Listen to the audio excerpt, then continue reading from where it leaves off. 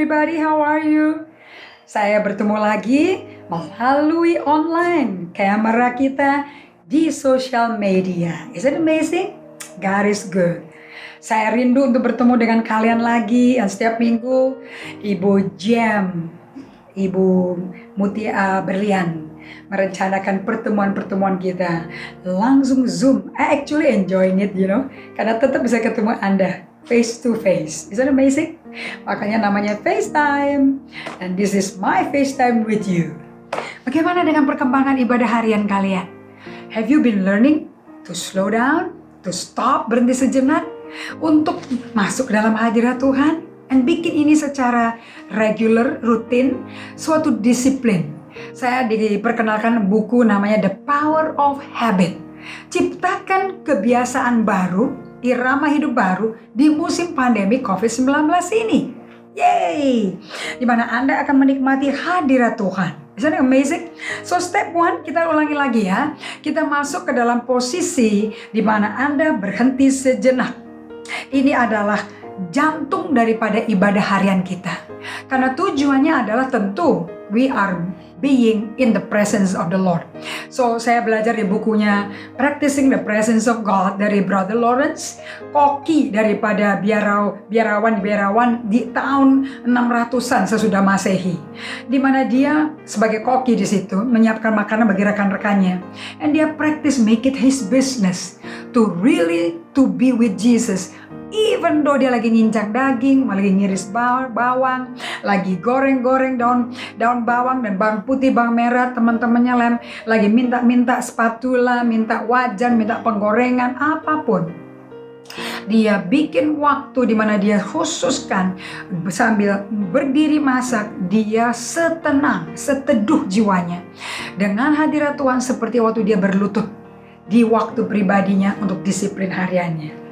Oke, so kita belajar dari Daud, bagaimana dia melakukan. Daud, Daniel, Esther, Nabi Elia, semua punya praktek kebiasaan hidup untuk berdiam di hadirat Tuhan. Terutama David, 7 kali sehari, And Daud yang menulis Mazmur 46 ayat 11, berdiamlah dan kenali aku Tuhan.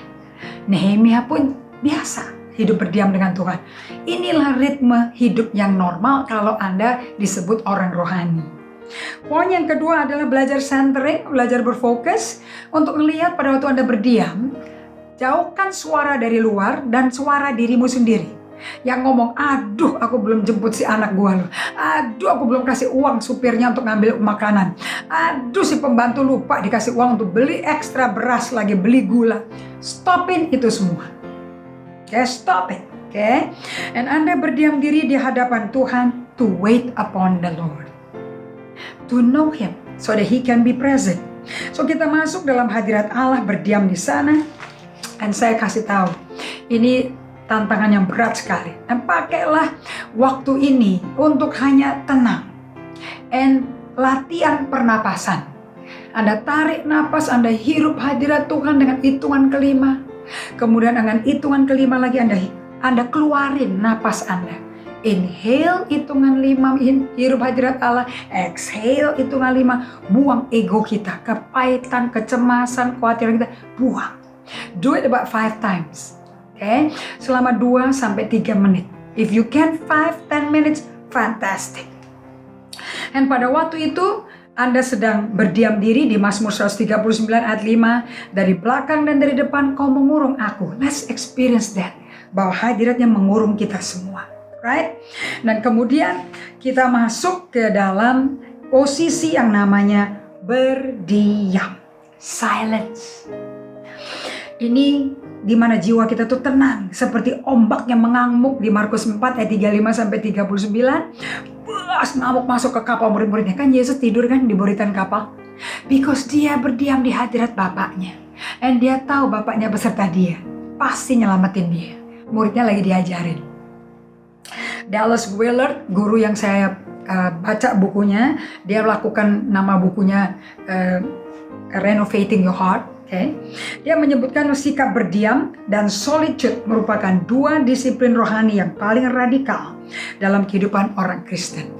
So I want you to be able to solitude, pergi ke tempat sunyi kayak Yesus di Markus 1 ayat 35. Pagi-pagi masih gelap, dia keluar ke tempat sunyi untuk berdoa.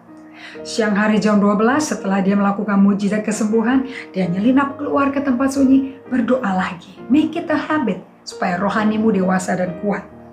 Dan setelah berdiam kita akan masuk ke level berikutnya, yaitu merenungkan firman Allah.